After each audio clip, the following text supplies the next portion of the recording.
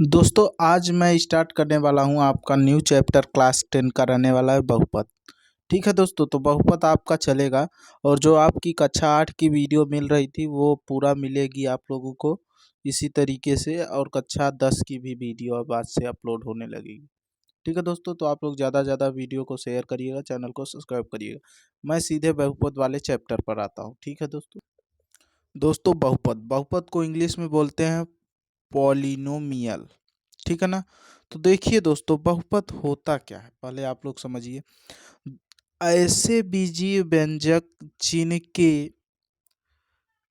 चर की अधिकतम घात 2 हो, ठीक ना, और ये घात के आधार पर भी होता है बहुपद और पद के आधार पर भी होता है। ठीक है ना। तो हम ऐसे बोल सकते हैं इसकी परिभाषा बहुपद की, ऐसे बीजीय व्यंजक जिसमें चर और अचर दोनों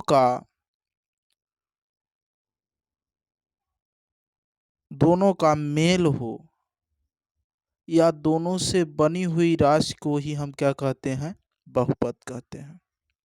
ठीक है दोस्तों, उसे हम क्या कहेंगे, बहुपद। अब देखिए बहुपद बहुपद को हम कई भागों में डिवाइड करते हैं। बहुपद देखिए दो प्रकार से होता है। बहुपद कितने प्रकार से होता है, एक तो होता है दोस्तों घात के आधार पर होता है, एक तो होता है पद के आधार पर। पहला होता है घात के आधार पर बहुपद, क्या होता है, घात के आधार पर बहुपद। और दूसरे नंबर को, या तो पहले इसे बांटते हैं पद के आधार पर, पद के आधार पर।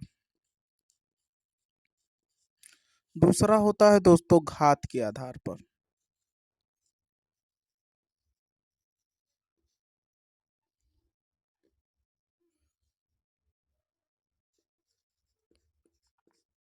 ठीक ना, पहला होता है पद के आधार पर, दूसरा होता है घात के आधार पर। ठीक है दोस्तों, दो ही प्रकार के बहुपद होते हैं। अब हमें इसको देखना क्या है दोस्तों, पद के आधार पर बहुपद और घात के आधार पर बहुपद। तो देखिए दोस्तों, हमने बताया बहुपद दो प्रकार के होते हैं, एक तो पद के आधार पर होता है, एक घात के आधार पर, अर्थात एक टर्म के आधार पर और एक एक्सपोनेंट के आधार पर। ठीक है दोस्तों, तो दो प्रकार के बहुपद हो गए। अब बहुपद हमारा पहले तो पद के आधार पर कितने प्रकार के बहुपद होते हैं, पद के आधार पर आप तीन प्रकार से बहुपद डिवाइड कर सकते हैं। पद के आधार पर कितने बहुपद डिवाइड करेंगे दोस्तों, तीन। ठीक है दोस्तों, तीन बहुपद आप लोग डिवाइड कर सकते हैं। ठीक है दोस्तों, तो देखिए पद के आधार पर बहुपद क्या होता है, पद के आधार पर बहुपद एक पदी बहुपद, एक पद वाला बहुपद जिसमें एक पद हो, जैसे एक्स स्क्वायर हो गया, 5y हो गया, ठीक ना, 3x स्क्वायर हो गया ना, 5y स्क्वायर हो गया। इनमें देखिए एक एक पद है, एग्जाम्पल है। ठीक है ना दोस्तों, तो इस तरीके से यह एक पदी बहुपद हो गया। ठीक है ना, देखिए एक पद है, एक पद एक पद। और दूसरा क्या होता है, द्विपदी बहुपद, द्विपदी बहुपद। ठीक ना, द्विपदी बहुपद ऐसे बहुपद जिनके पदों की संख्या क्या हो, दो हो, जिनके पदों की संख्या क्या हो दोस्तों, दो हो। ऐसे बहुपद जिनके पद की संख्या दो हो, जैसे x+5, इसमें देखिए दो पद है।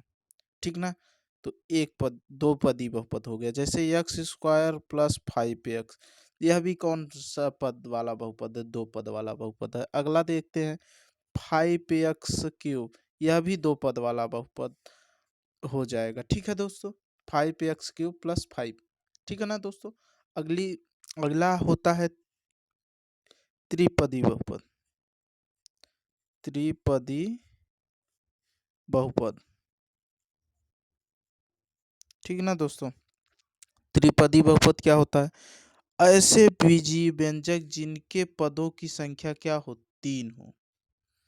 ऐसे बीजीय व्यंजक जिनके पदों की संख्या क्या हो, तीन हो, उसे हम त्रिपदी बहुपद कहते हैं। जैसे x³ + 5x² + 2x+, ठीक ना, इतना बस। ठीक ना। ये इसमें देखिए एक दो तीन, तीन पद है ना, त्रिपदी बहुपद हो जाएगा। ठीक है दोस्तों। और जैसे हम मान सकते हैं एक्स स्क्वायर प्लस 5x+2, देखिए त्रिपदी बहुपद हुआ। Y cube y square plus 4y+3, यह भी कौन सा पदी बहुपद है? तीन पदी बहुपद है। ठीक है दोस्तों।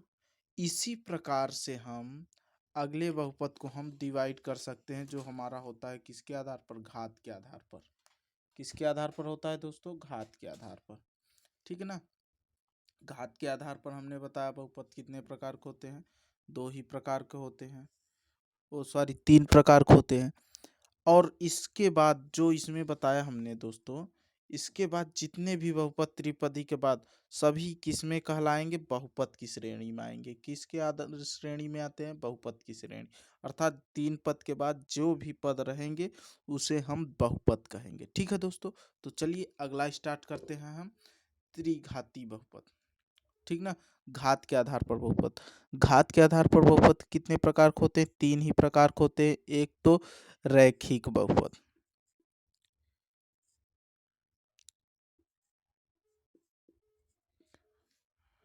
या रेखीय बहुपद।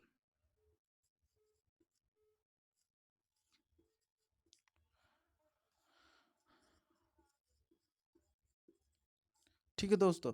रेखीय बहुपद ऐसे बीजीय व्यंजक जिनके चर की अधिकतम घात क्या हो? एक हो। अब बात आती है चर और अचर की। तो चर किसे कहते हैं? अचर। देखिए दोस्तों, चर अचर हमको आपको पहले में ही बता देना चाहिए था, लेकिन आप लोग कक्षा 9 में पढ़ चुके होंगे दोस्तों। इस वजह से हमने चर अचर और बीज गणित के बारे में शुरुआत से हमने नहीं बताया।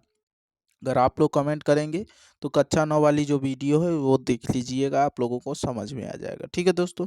तो देखिए यहाँ पर ए रैखिक बहुपद, अर्थात जिस चर की अधिकतम घात क्या हो? एक हो। जैसे x+5, ठीक ना। y+10, और हो जाएगा 15x+4। ये सभी जितने बहुपद हैं ये सब रेखीय बहुपद कहलाएंगे। किसके अंतर्गत आएंगे? रेखीय बहुपद के अंतर्गत आएंगे। अगला क्या है? दूसरा है, ये रैखिक बहुपद हो गया। और द्विघाती बहुपद, द्विघातीय,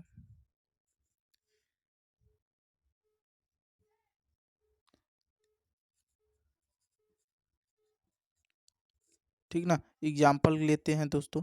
द्विघातीय बहुपद ऐसे बीजीय व्यंजक जिनके चर की अधिकतम घात क्या हो? दो हो।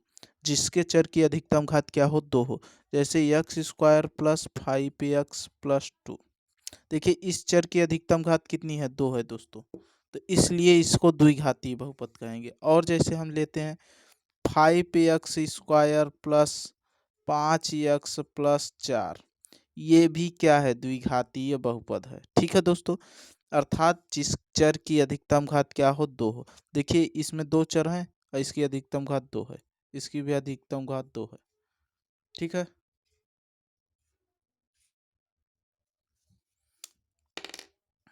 ठीक है दोस्तों। अगला होता है त्रिघाती बहुपद।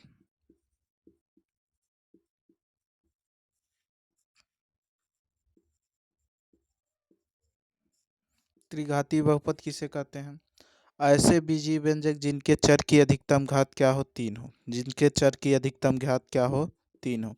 जैसे x⁻³ + 4x² + 5x+2। इसमें पद नहीं देखा जाता। ठीक है दोस्तों। अगली देख सकते हैं। जैसे 5x³ + 10x² + 2x+3। ठीक है ना दोस्तों। इसी तरीके से ये त्रिघाती बहुपद है जिस चर की अधिकतम घात, देखिए इस चर की अधिकतम घात कितनी है? तीन है। इस चर की अधिकतम घात तीन है, इसलिए यह त्रिघाती बहुपद हुआ। यह द्विघाती बहुपद में देखिए इस चर की अधिकतम घात क्या है? दो है। इसमें भी देख लीजिए दो है। ठीक है दोस्तों। इसी तरीके से इस चर की अधिकतम घात क्या है? कितनी है? एक है। इसलिए हम इसे रैखिक बहुपद कहते हैं। ठीक है ना। ठीक दोस्तों। तो आई होप आप लोगों को अगर यह पसंद आया हो तो ज़्यादा से ज़्यादा लाइक और शेयर करिएगा दोस्तों।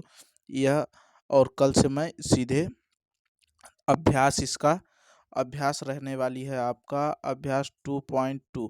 चूँकि 2.1 में कुछ नहीं दिया गया है, वो आपके पेपर में भी नहीं पूछा जाएगा, तो अभ्यास 2.2 से मैं स्टार्ट करूँगा मैथ आपकी। ठीक है दोस्तों, जय हिंद।